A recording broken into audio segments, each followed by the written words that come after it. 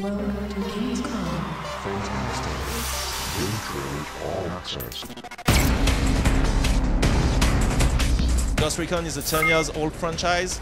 Now we are working on Ghost Recon Future Soldier. It's been like 5 years since there was no Ghost Recon. The last one was Ghost Recon Advanced Warfighter. And so with Ghost Recon Future Soldier, we really want to come back to a real Ghost Recon gameplay. We want to keep the tactic and reward the cunning player, but we wanted the shooting part to be much more visceral and much more fast-paced than what it used to be in Advanced Warfighter. We spent a lot of time with military advisors that used to be special forces or are still active operator, and we discussed with them about what could technology approach them, give them, enhance, and so on. So there is 3 axes that we define with them. The first one is obviously it's camouflage. Since the early time, you don't want to be seen by your enemy. You don't want to, if you are not seen, you can't be shot at. So that's where the active camouflage came from. It's not magic. It's not an invisibility cloak. You can still be seen by your enemy around 20 to 40 meters. If you move too fast, that will deactivate because it won't be able to recreate the steps that are behind you and so on. The second point is information. As a soldier, you want to know where are your enemies. So we create a lot of devices like the new UAV, the crawling ability, the sensor grenades, the different vision mode like the X-ray view and so on, to give to the player tools to collect information on where are my enemies, how can I see them better than they see me, and so on.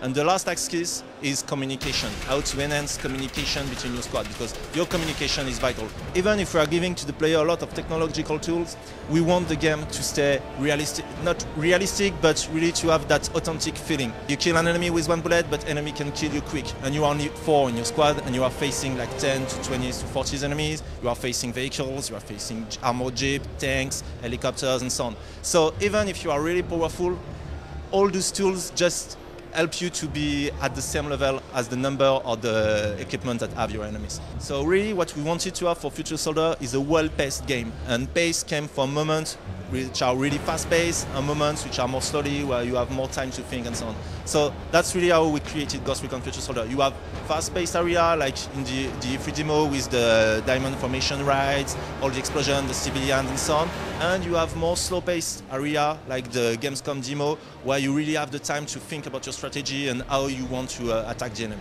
So we are still working a lot on Kinect, but really the idea of Kinect is to fulfill the fantasies that you are customizing and manipulating your weapon. That's why Kinect is only available for the gunsmiths, because that's where you can really manipulate your weapon. You can change your barrel, change your magazine, you can change all the inner parts of your weapon. So really we don't want to make Kinect just to make a Kinect feature, but really to fulfill a specific fantasy, which is manipulating.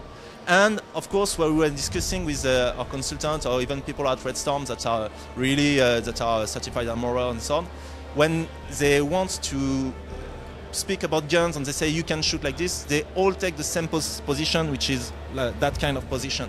And that's why when we were thinking about the Kinect feature, we were like, okay, wouldn't it be cool for those people to give them something to say, okay, you're used to mimic that like this, you can do it in the game. That's where the shooting range and that posture came from.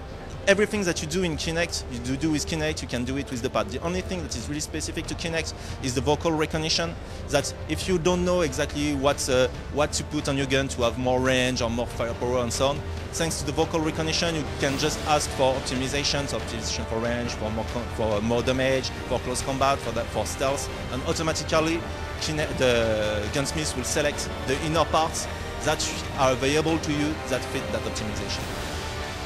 You can expect to see a Future Soldier in March 2012, and I think it will be really a refreshing shooting experience.